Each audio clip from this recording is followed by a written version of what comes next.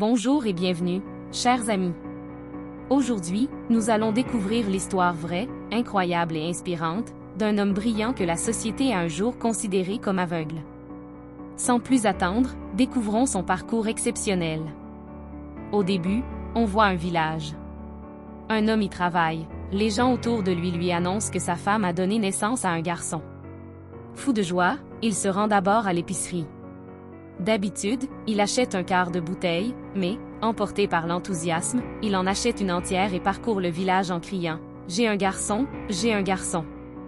De retour chez lui, tout le monde est triste, sa femme pleure près de l'enfant. Il prend le bébé dans ses bras et crie « J'ai un garçon ». Une vieille femme lui dit « Regarde bien cet enfant ». En le voyant, il est bouleversé, l'enfant est aveugle. Cette nuit-là, rongé par le chagrin, il boit à nouveau. Son entourage lui suggère de l'euthanasier. Pendant que sa femme dort, il prend l'enfant et commence à creuser une fosse sur son terrain pour l'enterrer. Pendant ce temps, sa femme pleure et court vers lui, le suppliant « Je te donnerai un enfant en bonne santé. S'il te plaît, laisse cet enfant. Je me débrouillerai pour l'élever. Ne le tue pas. Ne commets pas une telle erreur et ne deviens pas le plus grand des pécheurs. » Il réalise alors son erreur et s'inquiète. Il aime aussi son enfant, et comme son entourage l'a poussé à cet acte terrible, il comprend qu'il s'agit d'un péché impardonnable. Après cela, l'enfant grandit et devient un garçon. À ce moment-là, un autre enfant naît, un bébé en pleine santé. Tandis que les autres enfants vont à l'école, le garçon aveugle souhaite lui aussi y aller. Il fréquente une école publique. Malgré sa cécité, il mémorise tout simplement en écoutant les leçons. Lorsque le professeur pose des questions, c'est lui qui répond correctement. Voyant cela, le professeur dit aux autres élèves, « Même si vous n'êtes pas aveugle, vous gâchez vos chances. Il est le meilleur. » Un garçon nommé Majesh se met en colère et l'invite à jouer au cricket. Il part joyeusement, mais Majesh l'intimide et lui dit, « À quoi vas-tu aller en étudiant? De toute façon, tu finiras mendiant, » puis il le bête. Il n'a plus que deux options, s'enfuir ou se battre. Son frère a déjà pris la fuite, mais il se bat avec eux jusqu'à ce que le professeur arrive et les sépare. Alors que son père le ramène à la maison, celui-ci lui demande « Ton frère a fui ce problème, pourquoi n'as-tu pas fait pareil ?» Il répond « Qu'est-ce que tu racontes, papa? Je suis aveugle. Sans voir, comment pourrais-je m'enfuir? Je ne peux pas m'enfuir. Je n'ai qu'une seule option, me battre contre tout ce qui se dresse contre moi. » Et là, on découvre le titre de ce film inspiré d'une histoire vraie, Srikant. C'est le nom de notre héros aveugle, de notre brillant héros. Un homme informe le père de Srikant qu'il existe une école spécialisée pour enfants aveugles. Son père l'y inscrit. Le premier jour, un membre du personnel l'aide à entrer. Un élève plus âgé lui demande « Es-tu à moitié aveugle ou complètement aveugle ?» Srikant répond « Je suis complètement aveugle. » L'élève sourit et dit « Moi aussi, je suis complètement aveugle, ne t'inquiète pas. » Il y a une institutrice nommée Thérèse, qui apprécie beaucoup Srikant et ressent quelque chose de spécial à son égard. Elle lui apprend à lire des livres adaptés aux aveugles. Un jour, elle place un tabouret sur son chemin. Srikant se cogne dessus et demande « Qui a mis ça là ?» Thérèse répond calmement « Dans ta vie, tu rencontreras de nombreux obstacles. Tu dois les reconnaître, et pour cela, il te faut quelque chose. » Elle lui donne une canne. Le temps passe et Srikant grandit. Il est maintenant en seconde. Ils prennent joyeusement une photo de groupe. Srikant s'intéresse aussi au cricket, il pratique le cricket pour aveugles et apprend à utiliser l'ordinateur grâce à un logiciel spécial. Il réussit ses examens et termine premier de sa classe. Fou de joie, il appelle ses parents et leur annonce « Je suis premier de ma classe. Je vais maintenant choisir la filière scientifique. » Ce jour-là, une fête est organisée à l'école.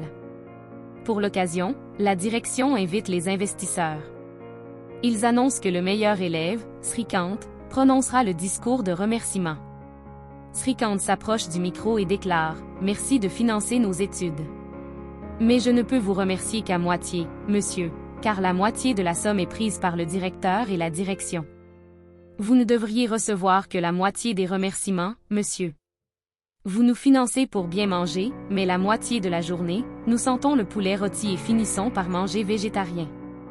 En entendant cela, l'institutrice Teresa est contrariée car elle sait que la direction va prendre des mesures contre lui.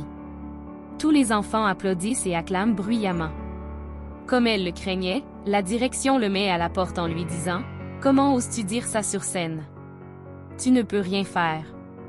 Tu finiras mendiant maintenant, dégage. » Tristement, alors qu'il s'éloigne, un membre du personnel s'approche et lui arrache sa canne en disant « Elle appartient aussi à l'école. » Sans sa canne, Srikant peine à marcher. Entre-temps, quelqu'un informe Teresa que la direction a renvoyé Srikant. Sur la route, Srikant trébuche au milieu de la circulation, des véhicules le percutent et il tombe. Une voiture manque de le renverser. Le conducteur crie « Êtes-vous aveugle ?» Srikant répond « I ». La dame dans la voiture lui donne de l'argent en guise d'aumône. C'est alors que Teresa arrive et le voit pleurer. Il dit « Ils m'ont donné de l'argent comme un mendiant. » Plus tard, la nouvelle parvient à ses parents, il a été renvoyé. Teresa dit « Ce n'est pas grave. Je m'occuperai de lui. Je lui ferai l'école moi-même. » Comme ses études étaient incomplètes, Teresa enregistre les manuels scolaires sur cassette et les lui donne. Grâce à son excellente capacité d'écoute, il obtient plus de 90% de réussite. Cependant, certains élèves ayant obtenu 70% ne sont autorisés à intégrer que la filière littéraire, alors que Srikant souhaite suivre des études scientifiques. Lorsqu'il exprime son désir d'étudier les sciences, Teresa lui annonce tristement « Tu devras choisir la filière littéraire. » Il demande « Pourquoi, maîtresse? Il a déjà d'excellentes notes. » Teresa explique « Dans le système éducatif indien, il existe une règle interdisant aux élèves aveugles de suivre des études scientifiques. » Elle tente de le convaincre, mais Srikant refuse et déclare « S'il existe de telles règles, nous irons en justice. » Ils rencontrent alors un avocat et lui disent « Nous voulons porter plainte contre le gouvernement indien. » L'avocat est surpris, mais voyant leur détermination, il accepte de prendre leur plainte. Au tribunal, l'avocat de la partie adverse déclare « Cette affaire est une perte de temps pour la cour. » Srikant se lève alors et demande au juge « Monsieur, que vouliez-vous étudier et faire plus tard? » Le juge répond « Je voulais étudier le droit et devenir juge, alors j'ai étudié le droit. » Srikant rétorque « Mais, monsieur, il existe des professions mieux rémunérées comme médecin ou policier. Pourquoi avoir choisi le droit? » Le juge répond « Parce que j'aimais le droit. » Srikant réplique « Pareil pour moi. J'aime les sciences. Alors comment le gouvernement ou les écoles peuvent-ils décider de ce que je dois étudier? » Impressionné, le juge ordonne la convocation du directeur de l'école pour la prochaine audience. Le directeur se présente alors au tribunal. Il explique « Des milliers d'élèves étudient dans notre école. Nous utilisons les mêmes manuels pour tous. Comment pouvons-nous créer un programme spécifique, sans manuel, pour un seul élève? De plus, l'enseignement sera difficile et notre taux de réussite risque de baisser. » En entendant cela, Teresa se met en colère et s'écrie « Arrêtez! Le taux de réussite de votre école n'est déjà que de 50%. Donnez une chance à cet élève, il deviendra sans aucun doute premier de la classe. » Le principal rétorque « Même comme ça, c'est impossible. » « Il n'y arrivera pas, » Srikant réplique avec assurance, « Je peux le faire. » Soudain, le principal lui tend un manuel de terminale et dit « Alors, lisez ceci. » Un silence de mort s'installe dans la salle d'audience. Tous se demandent « Comment un aveugle peut-il lire un livre normal? » À ce moment-là, Teresa sort un livre en braille. Elle explique que ce livre est fabriqué en perforant le papier pour former des mots. En les touchant, les élèves aveugles peuvent lire. Srikant tend le livre en braille au principal et dit « Je vous en prie, lisez ce livre. » Le principal répond « Comment pourrais-je lire ça? C'est pour les aveugles. » Srikant sourit et dit « Voilà la différence. De la même manière que vous ne pouvez pas lire ce livre, je ne peux pas lire les vôtres. Mais pour l'examen, je peux le réussir. » Teresa le soutient, défendant avec passion son droit d'étudier les sciences. À ce moment-là, l'avocat de la partie adverse ironise, Newton a découvert la gravité en voyant une pomme tomber. S'il avait été aveugle, il ne l'aurait jamais découverte. Aussitôt, Srikant ramasse un stylo et le laisse tomber par terre. « Je ne vois pas, dit-il, mais vous voyez. Dites-moi, quelle a été la durée exacte de sa chute? Ou quelle était sa vitesse de chute? » Personne ne répond. Srikant poursuit, « Ce stylo pèse tel poids. Je l'ai laissé tomber de telle hauteur. Il devrait mettre environ une demi-seconde pour atteindre le sol. » Puis il précise la vitesse exacte de la chute et ajoute, « Si vous voulez, vous pouvez vérifier sur Google. » Il vérifie et ce qu'il a dit est parfaitement exact. À cette vue, le juge est profondément impressionné et accorde à Srikant la permission d'emmener le groupe scientifique. Plus tard, Srikant poursuit ses études et pratique le cricket pour aveugles. Il passe ses examens avec une confiance totale et, comme Teresa l'avait prédit, il devient premier de sa classe. Il rencontre ensuite à nouveau le juge. Ce dernier sourit et dit, « Je suis vraiment fier de vous avoir donné votre chance. » Entre-temps, le juge reçoit un appel. Au cours de la conversation, il parle du « mouvement Lead India ». Il précise, « Ne m'appelez pas pour des recommandations ou des faveurs. Si vous avez du talent, vous aurez votre chance. » Intrigué, Srikant demande au juge ce qu'est le « mouvement Lead India ». Le juge explique, « Notre ancien président, le Dr APJ Abdul Kalam, a lancé cette initiative. C'est un programme qui permet à des étudiants talentueux de tout le pays de participer et d'échanger directement avec lui. » Srikant dit alors, « Si l'occasion se présente, et si vous croyez en mon talent, donnez-moi la possibilité de participer. » Reconnaissant son potentiel, le juge l'aide à être sélectionné pour le mouvement Lead India. Lors de cet événement, les élèves ont l'opportunité d'échanger avec le président Abdul Kalam en personne. Le président demande à chaque élève, « Que souhaitez-vous faire plus tard? » Tour à tour, les élèves répondent, « Médecin, ingénieur, policier. » Mais lorsque vient le tour de Srikant, il déclare avec assurance, « Je suis aveugle et je veux devenir le premier président aveugle de l'Inde. » Le docteur Abdul Kalam est surpris par sa réponse. Alors que le micro passe à l'élève suivant, il l'arrête et dit, « Rendez-lui le micro. » Avec un sourire chaleureux, il ajoute, « Je ne m'attendais pas à une réponse aussi inspirante. Je vous souhaite à tous le meilleur pour l'avenir. » Plus tard, à l'école de Srikant, une cérémonie est organisée en son honneur pour avoir été le meilleur élève de l'État. Durant l'événement, le principal annonce fièrement, « C'est moi qui ai défendu Srikant au tribunal. » En entendant cela, Teresa, l'institutrice de Srikant, est contrariée car elle sait que le principal s'attribue indûment le mérite de sa réussite. Srikant se met en colère, mais Teresa le calme en lui disant doucement, « Ne discute pas, Srikant. Ne joue pas les héros. Parfois, il faut savoir accepter les mensonges. » Alors que le principal s'apprête à remettre le prix à Srikant, celui-ci l'arrête et dit, « Depuis mon enfance, c'est mon institutrice qui m'a élevé et qui a fait de moi ce que je suis aujourd'hui. Alors, je vous en prie, remettez ce prix à mon institutrice. » L'assistance applaudit. Srikant se tourne vers Teresa et dit avec un sourire, « Je ne cherche pas à être un héros, madame.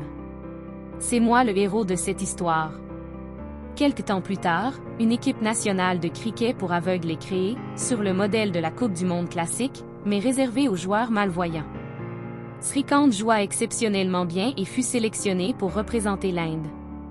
Un jour, alors qu'il rentrait à son village en bus, il s'assit par hasard à côté de Mahesh, le garçon qui le harcelait à l'école. Mahesh se moqua de lui, et Srikant, « Comment vas-tu?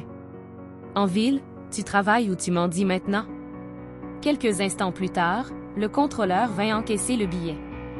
Le billet coûtait 3 roupies, mais Mahesh n'en avait que 2. Le sachant, Srikant lui tendit discrètement une roupie. Le même Mahesh qui s'était moqué de lui dut alors accepter de l'argent. Le vrai mendiant était démasqué. Arrivé chez lui, Srikant fut accueilli avec joie par ses parents. Fier, il offrit à son père un t-shirt de l'équipe indienne de cricket floqué à son nom. Les yeux de son père s'illuminèrent de bonheur.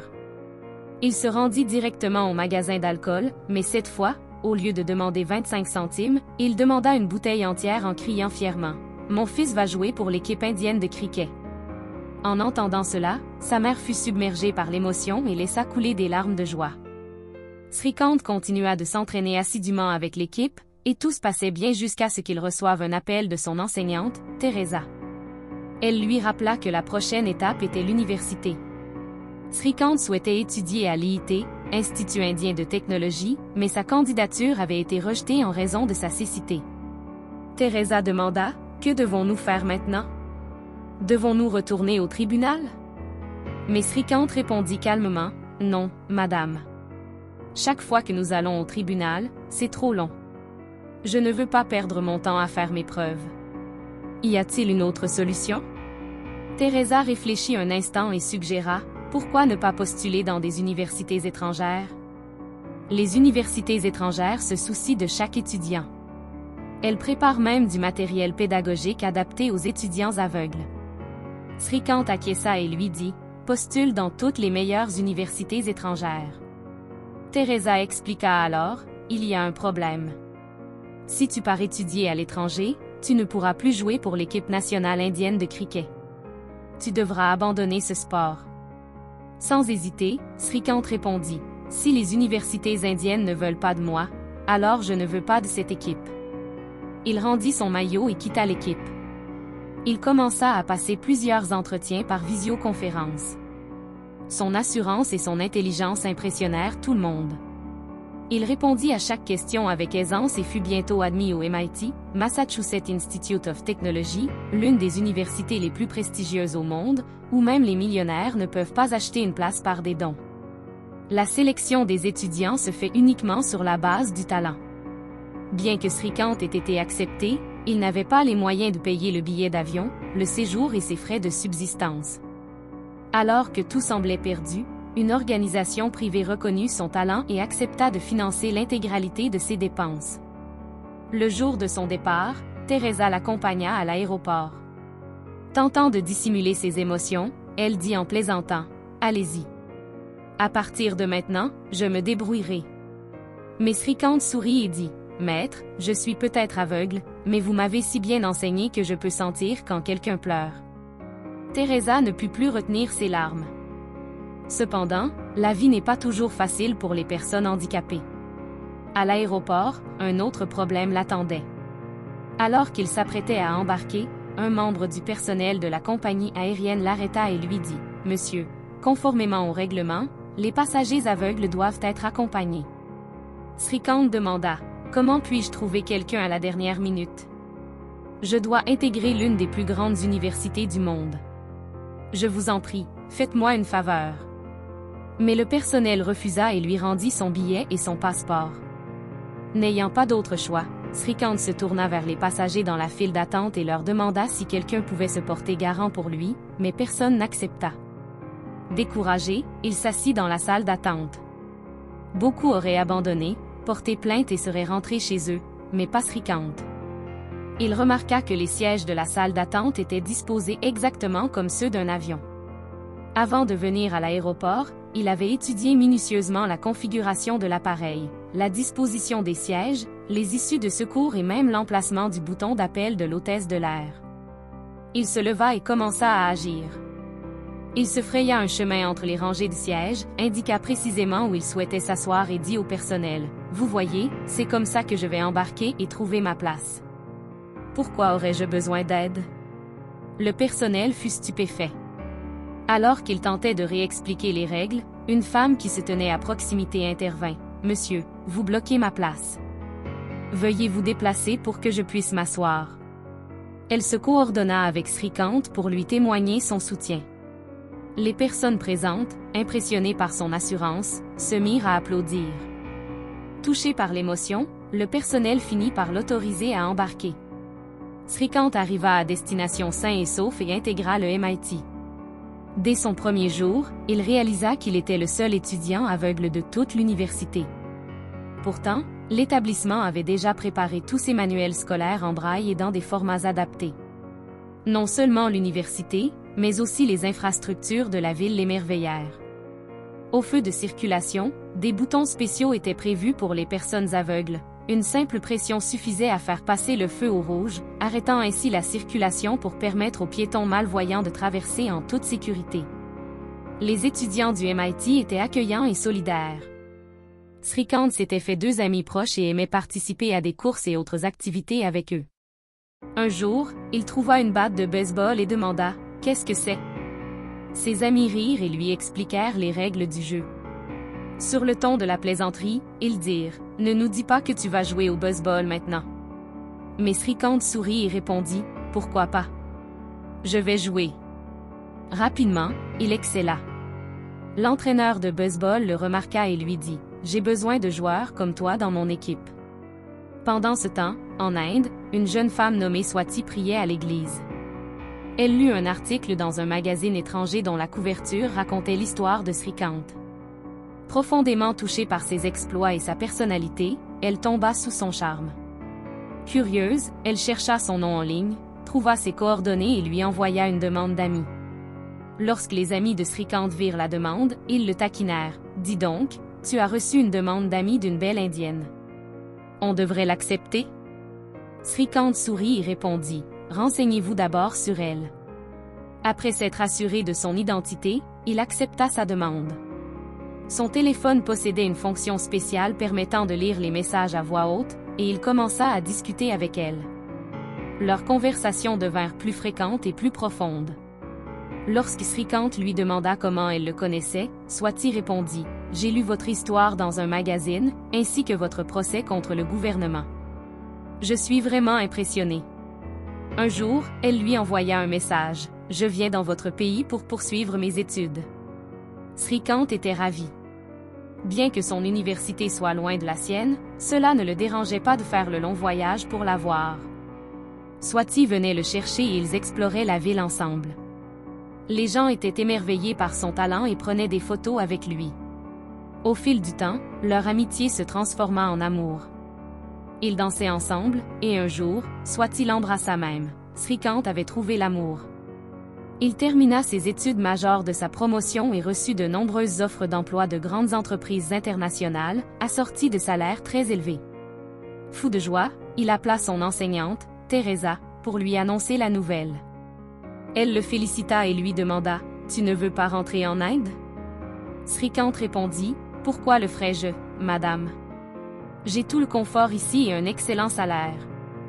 Je vais m'installer ici. » Bien qu'un peu triste, Teresa était fière de lui.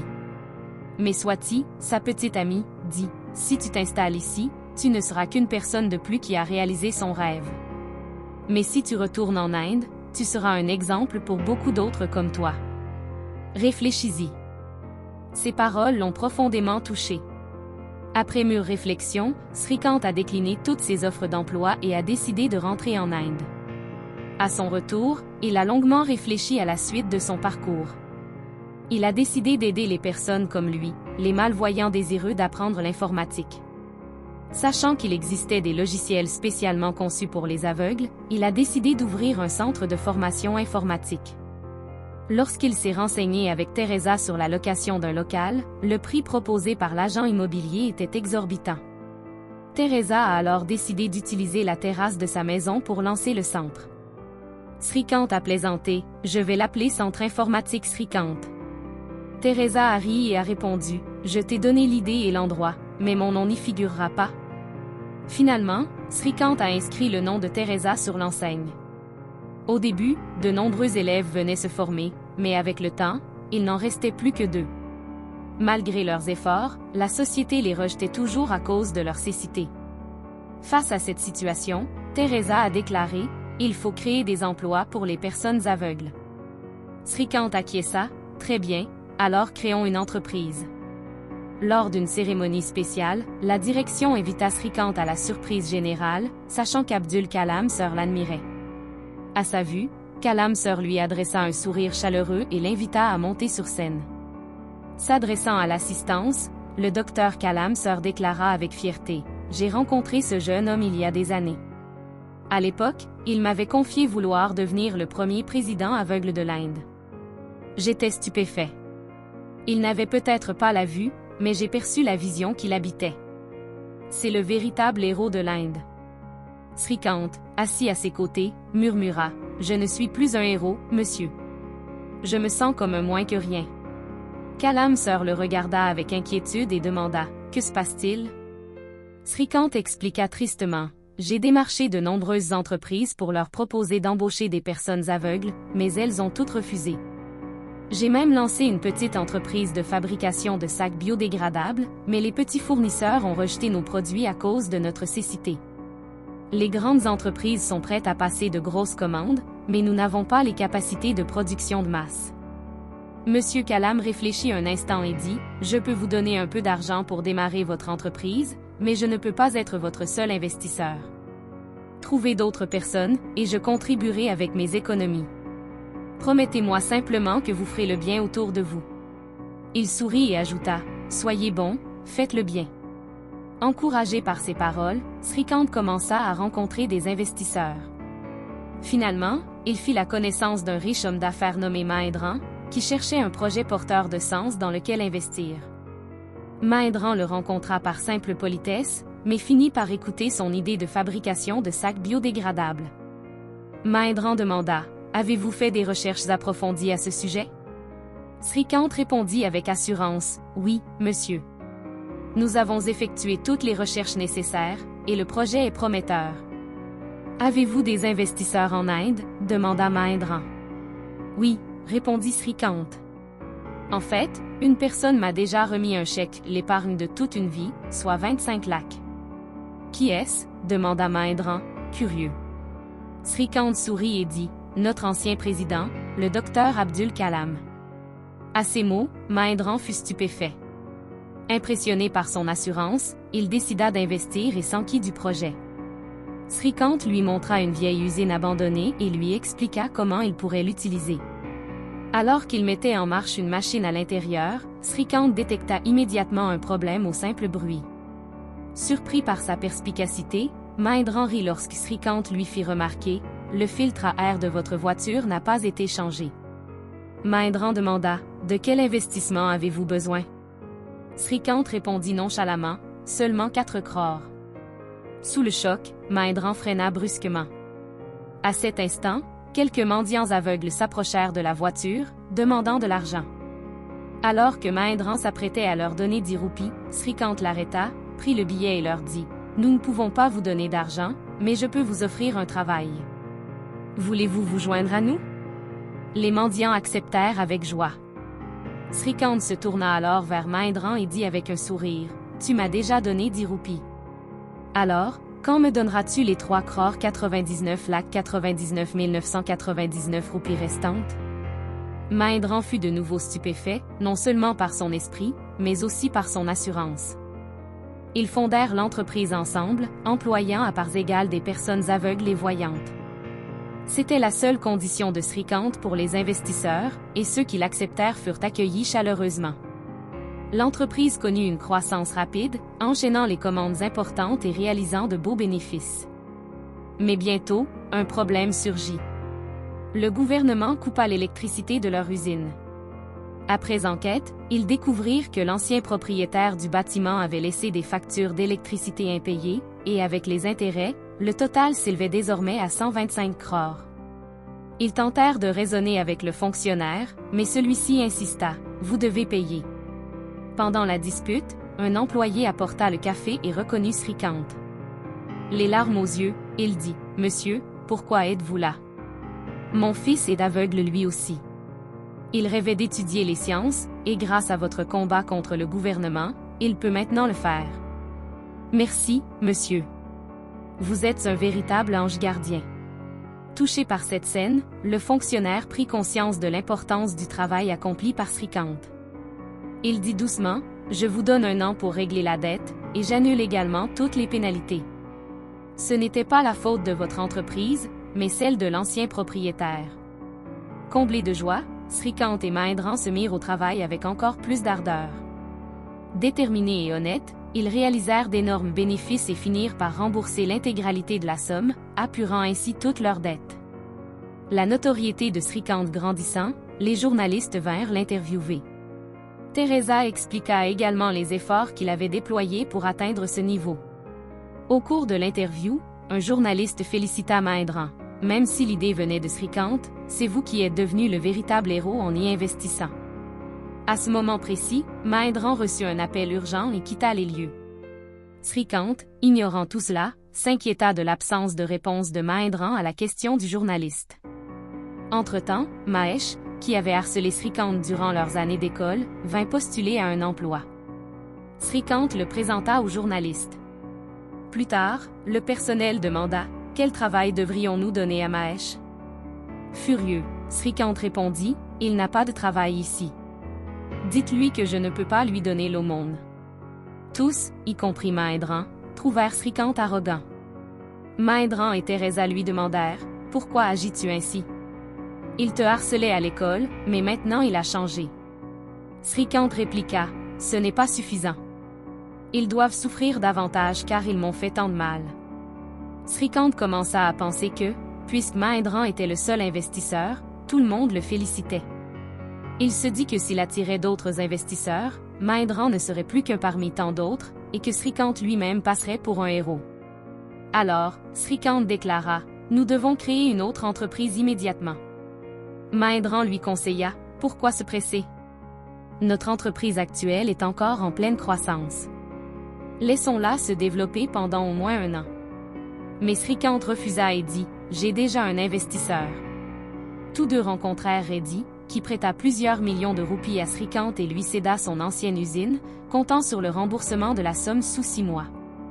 Entre-temps, la compagne de Srikant retourna en Inde. Ils se réunirent et fondèrent la nouvelle entreprise. Srikant décida également de construire une maison pour ses parents. Lors de la cérémonie de la pose de la première pierre, son père se souvint d'avoir jadis tenté de l'enterrer dans cette même fosse. Ce souvenir l'émouva et le remplit de regrets. Swati lui offrit alors une montre spéciale qui donnait l'heure au toucher. Plus tard, alors qu'ils étaient tous réunis chez Mahendran pour prendre un café, les informations annoncèrent qu'Ambani avait reçu le prix du « meilleur homme d'affaires de l'année ». Mahendran déclara nonchalamment « Nous ne pouvons pas recevoir ce genre de prix. » Srikant, plein de fierté, répliqua « Vous ne l'aurez peut-être pas, mais moi, si. » Mahendran tenta de le calmer, mais Srikant s'exclama avec colère « Croyez-vous que les aveugles ne sont pas éligibles à ce genre de récompense? » Son changement d'attitude attrista tout le monde. Soudain, Srikant dit à Swati « Viens, nous devons aller à l'aéroport. » Swati répondit « Finis au moins le café. » Mais Srikant cria « Pourquoi? On ne sert pas de café à l'aéroport? » En voyant cela, Mahendran se sentit blessé. Sur le chemin de l'aéroport, Swati lui conseilla « Fais tout pour obtenir ce prix, mais ne perds pas les personnes bienveillantes qui t'entourent et qui se soucient vraiment de toi. » Plus tard, un ministre rencontra Srikant, loua sa progression et partit. Mahendran lui conseilla « Ne mélange pas politique et affaires. » Srikant répondit « Je m'occupe de tout.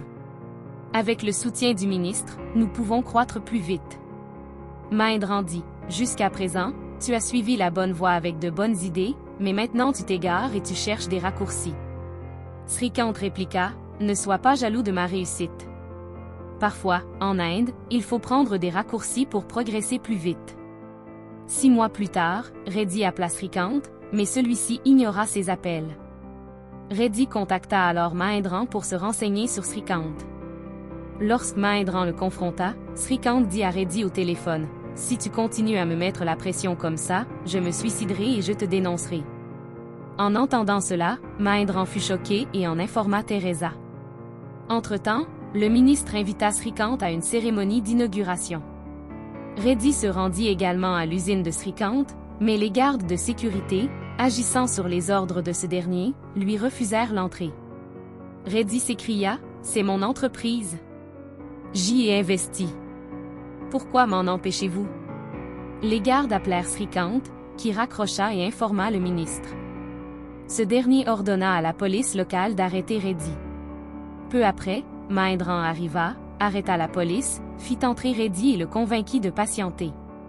Il appela Srikant et le pressa de présenter ses excuses à Reddy. Malgré les efforts de Teresa pour le raisonner, elle déclara tristement « Il ne s'excusera pas.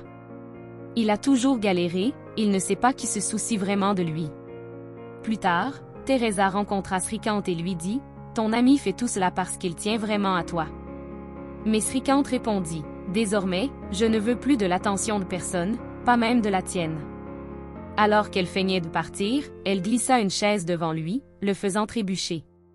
Elle dit doucement, « Même si vous ne voulez pas d'aide, les gens bienveillants viendront toujours vous aider.